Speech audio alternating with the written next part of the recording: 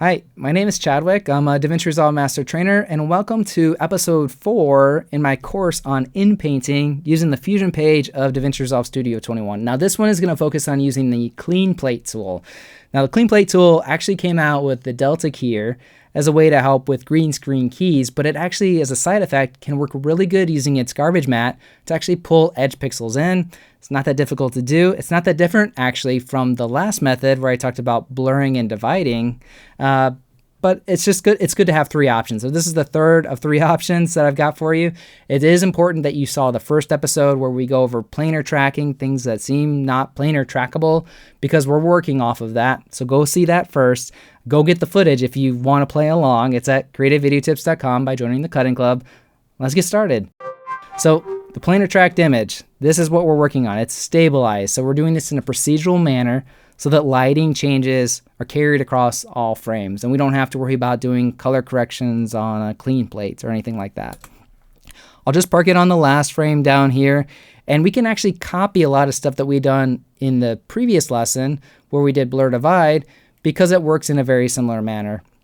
Speaking of which, what I probably will do to start is we had done just a little bit of clone painting to make sure our edge of our mask is not touching or overlapping different colors. That's always the first step. You probably need to get familiar with the clone stamp tool because it's the best way to sort of disconnect an object from another object. So if you need to infill something, you make sure that the color we're overlapping with works out first. So basically you can see without that, when I was going to draw a mask, it would interfere and end up pulling some colors of this texture down here.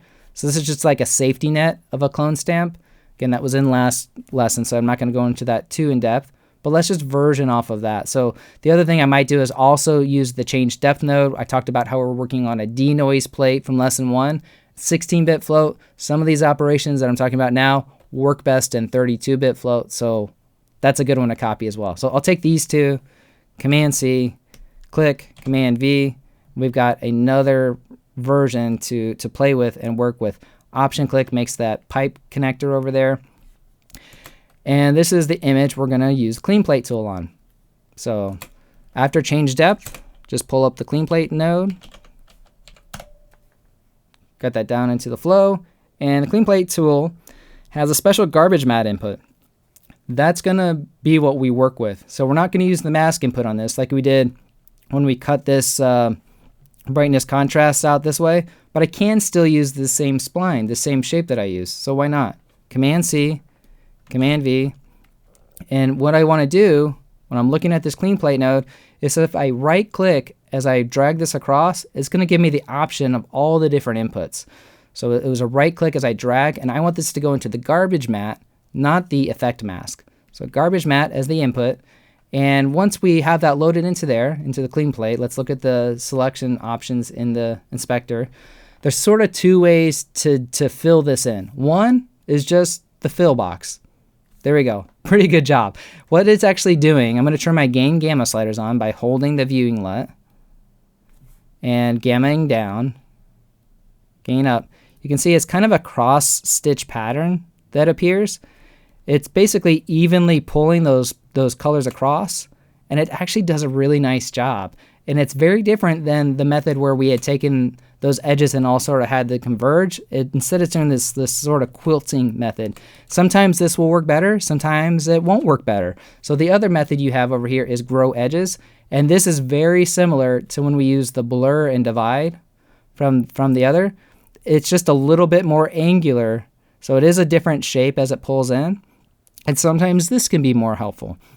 In our case right now, I can see right off the bat with my gamma down that that's probably not as seamless looking as using the fill. Another thing you can do is you can pull in some with the grow edges and then click fill.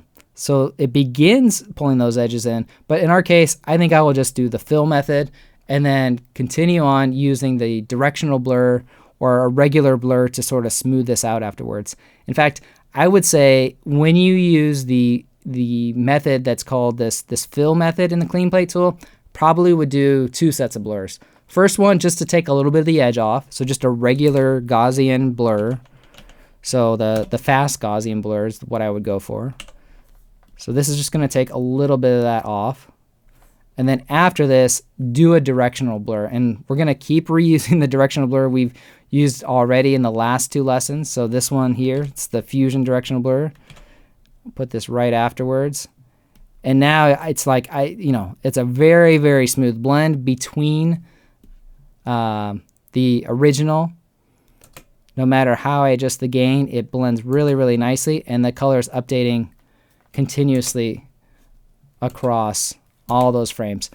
Now, that's as easy as it is to paint out the diffuse layer or the color layer. Next lesson, super important. I'm going to show you how to cut these patches out, how to use frequency separation so we can add back the texture that you want to add back on, as well as adding that final noise. I hope that you join me there. Appreciate you so much. And because there's so much more to learn, I'll see you in that next lesson.